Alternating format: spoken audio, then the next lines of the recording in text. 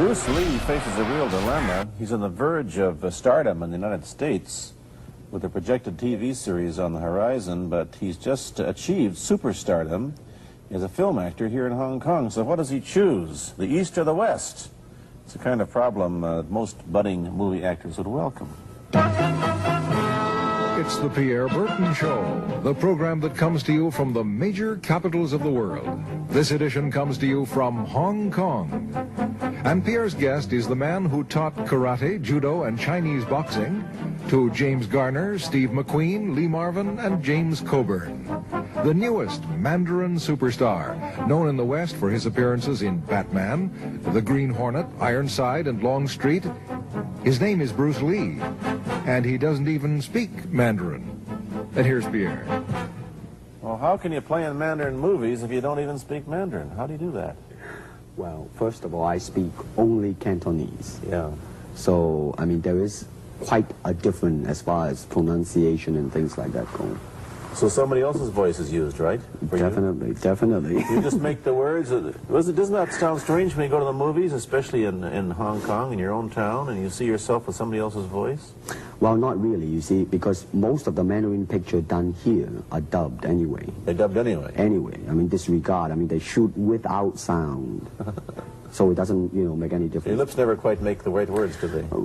Yeah, well, that's where the difficulty lies, you see. I mean, in order to, because the Cantonese have a different way of saying things, you know, I mean, different from the Mandarin. Yeah. So I have to find, like, something similar to that and keep a kind of a feeling going behind that. Something that matching the Mandarin deal. Like the old silent days. Complicated? Like the old silent days. But I gather in the movies made here, the dialogue is pretty stilted anyway. Yeah, I agree with you. I mean, see, to me, a motion picture is motion. Yeah.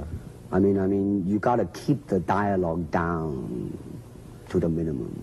Did you look at many Mandarin movies before you started playing in the first one? Yes. What did you think of them when you saw them? Quality-wise, I mean, I have to admit that it's not quite up to the standard.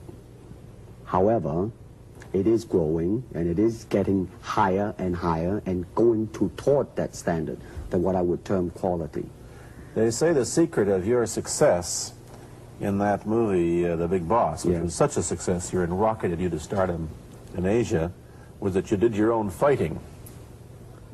As an expert in the various martial arts in China, what did you think of the fighting that you saw in the movies that you studied before you became a star? Well, I mean, definitely in the beginning, I had no intention or whatsoever that what I was practicing and what I'm still practicing now would lead to this to begin with. But martial art has a very, very deep meaning as far as my life is concerned, because as an actor, as a martial artist, as a human being, all these I have learned from martial art. Maybe for our audience who doesn't know what it means, you might explain exactly what you mean by martial art. Right. Martial art include all the combative arts like karate or karate, judo, Chinese kung fu or Chinese boxing, whatever you call it. All those. You see, like aikido, Korean, I can go on and on and on. But it's a combative form of fighting. I mean, it's not, some of them became sport, but some of them are still not. I mean, they use, for instance, kicking to the groin, jabbing fingers at the eyes, and things like that. No wonder you're successful in the Chinese movies. Are full of this kind of action anyway. They needed a guy like you could... Violence, man.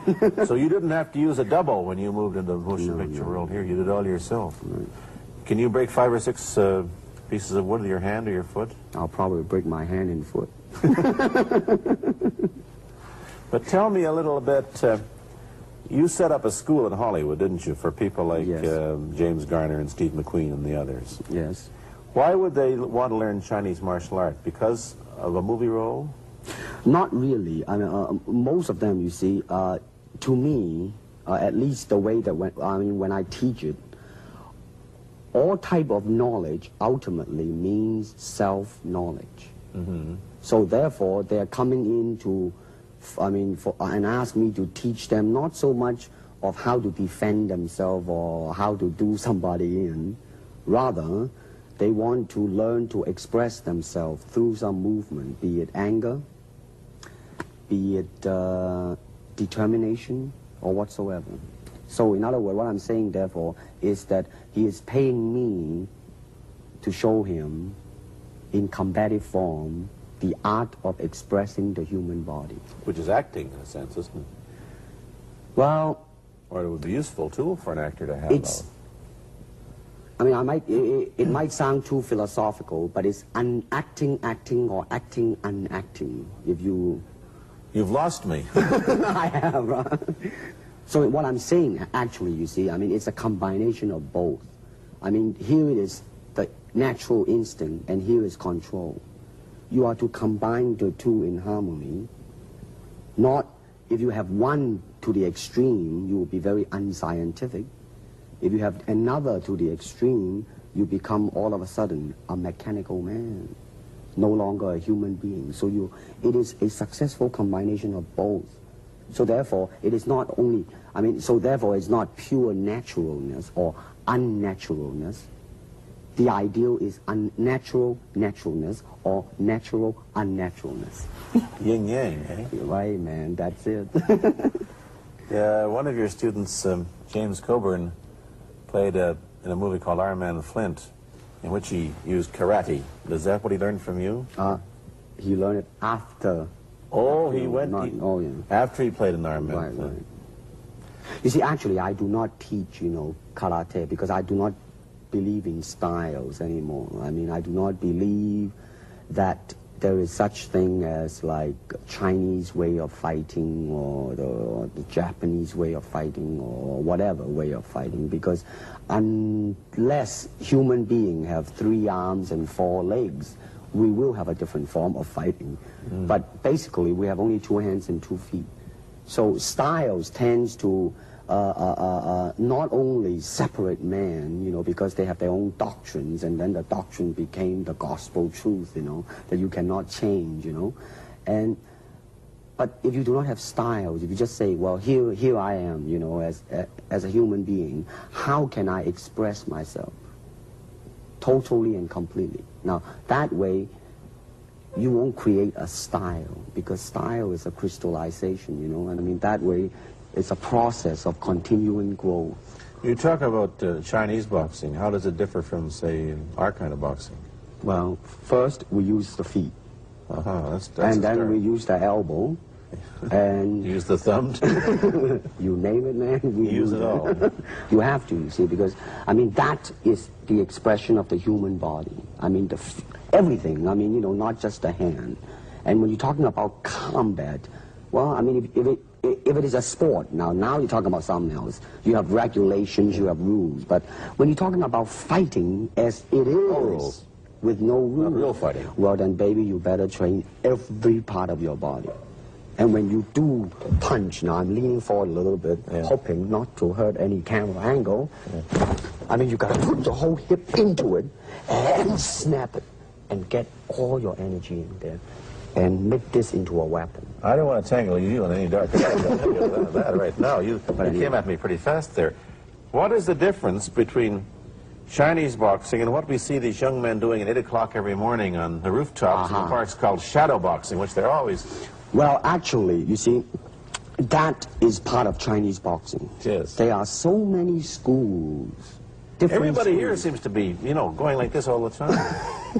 Well, that's good. I'm very glad. I'm very glad to see that, because at least somebody is caring for their own body, right? Yeah. I mean, that's a good sign. Well, it's a kind of a slow form of exercise, which is called Tai Chi Chuan. I'm speaking Mandarin just now. Yeah. Cantonese, Tai Chi Chuan, okay? I see. And it's more of an exercise for the elderly. Not so much for the Give me a demonstration. Show me. Can you do a little bit of it? Just so I mean, hand-wise, it's very slow. Oh, is it? And you push it out, but all the time you are keeping the continuity going. Bending, stretching, everything. Suppose, I mean, you just keep it moving. It's like a ballet dancer there. Yeah, it is. I mean, to them, you see, the idea is running water never grows stale. So you got to just keep on flowing. Of all your students, famous, James Garner, Steve McQueen, Lee Marvin, James Coburn, Roman Polanski, which was the best, who adapted best to this Oriental form of exercise and defense? Well, depending, okay? Now, as a fighter, Steve McQueen, now, he is good in that department because that son of a gun got the toughness in him. Yeah. I see it on the screen. I mean, he would say, all right, baby, here I am, man. Mm-hmm. You know, and he'll do it. Yeah. Now, James Coburn is a peace-loving man. I met him. Right? I mean, Yeah. you've met him. I mean, he's really, really nice. I mean, super mellow and all that. I mean, you know, I mean, now, he appreciates the philosophical part of it. Therefore, his understanding of it is deeper than Steve. So it's really hard to say. You see what I'm saying now? I see. I mean, it's different. So that's, I mean, depending on what you see in it. Interesting. We don't, in our world, and haven't since the days of the Greeks who did, combine philosophy and art with sport. But quite clearly, the Oriental attitude is that the three are facets of the same things. Man, listen, you see, really, to me, okay, to me, ultimately, martial art means honestly expressing yourself. Now, it is very difficult to do. I mean, it is easy for me to put on a show and be cocky and be flooded with a cocky feeling and then feel like pretty cool and all that. Or I can make all kinds of phony things, you see what I mean, blinded by it. Or I can show you some really fancy movement. But to express oneself honestly, not lying to oneself, and to express myself honestly, now that, my friend, is very hard to do. And you have to train. You have to keep your reflexes so that when you want it, it's there. When you want to move, you're moving. And when you move, you are determined to move. Not taking 1 inch, not anything less than that. If I want to punch, I'm going to do it, man, and I'm going to do it, you see. So, I mean, so that is the type of thing you have to train yourself into it, to become one with the, you think? Yeah, this is very un-Western, this attitude. I want to ask you about your movie and TV career, but first we'll take a break. Then I'll be back with Bruce Lee. I've been talking to Bruce Lee mainly about the Chinese martial arts, which include things like Chinese boxing, karate, and judo, which is what he taught when he was in Hollywood. After he left the University of Washington, where he studied, of all things, philosophy, if you can believe that. He did, but that, perhaps you understand why the two go together from the first half of this program. And you can perhaps understand how he got into films. He knew a lot of actors, but I'm told that you got the job on the Green Hornet, where you played Cato the chauffeur, mainly because you're the only Chinese-looking guy who could pronounce the name of the leading character, Britt Reed. I made that as a joke, of course. And it's a heck of a name, man. Yeah. I mean, every time I said it at that time, I was super conscious. I mean, really now, that's another interesting thing, huh? Let's say if you learn to speak Chinese. Yeah. And it's very, I mean, it's not difficult to learn and speak the word. The hard thing, the difficult thing, it's behind what is the meaning, what brought on the expression and feelings behind those words. Like when I first arrived in the United States, and I look at a Caucasian, and I really would not know whether he was putting me on, or is he really angry, because we have different way of reacting to it. See, those are the difficult things, you see. It's almost as if you came upon a strange race where a smile didn't mean what it does to us. In fact, a smile doesn't always mean the same, does it? Of course not. Yeah, I just thought of that. Tell me about the big break when you played in Longstreet. I must tell the audience that that's it. Bruce Lee had a bit part, or a supporting role in the Longstreet series, and this had an enormous effect on the audience. What was it? Well, you see, the title of that particular episode of Longstreet is called The Way of the Intercepting Fist. Now, I think the successful ingredient in it was because I was being Bruce Lee. Yourself. Myself, right. And did that part, just express myself, like I say, honestly express myself at that time. And I because of that, I brought, you know, favorable mentioning in like New York Times, which says like the Chinaman who incidentally came off quite convincingly enough to earn himself a television series, and so on and so on and so forth. Can you remember the lines by Sterling Siliphant, the key lines? He's one of my students, you know that? Was he too? Yes. Too bad. Everybody is your student. But you read, there were some lines that expressed your philosophy. I don't know if you remember them or not. Oh, I remember that. I Let's said, hear. this is what it is, okay? You're talking to Longstreet, played by James Francesca. I said, empty your mind. Be formless, shapeless, like water. Now you put water into a cup, it becomes the cup. You put water into a bottle, it becomes the bottle. You put it in a teapot, it becomes the teapot. Now water can flow, or it can crash. Be water, my friend. Like that, you see? Oh, I see. I get the idea. I get the power behind it. So, now, two things have happened. First, there's a pretty good chance that you'll get a TV series in the States called The Warriors, in which you use, what, the martial arts well, in a Western setting?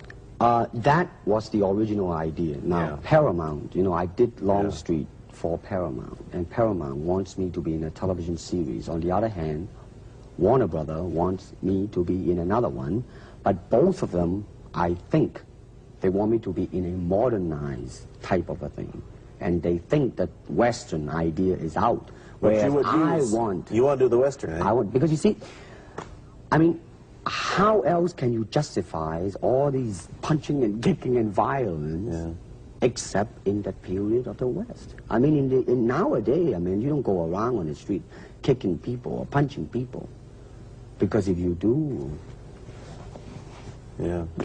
that's it. I mean, I don't care how good you are, you know. But this is true also of the Chinese dramas, which are mainly costume dramas. And they're all full of blood and gore over here. Oh, you mean here? Yeah. Well, unfortunately, you see, I hope that the picture I am in would either explain why the violence was done, whether right or wrong or whatnot. But unfortunately, pictures, most of them here, are done mainly just for the sake of violence. You know what I mean? Like, you know, fighting for 30 minutes, get stabbed 50 times. And well, I'm fascinated. Let me give you your microphone back.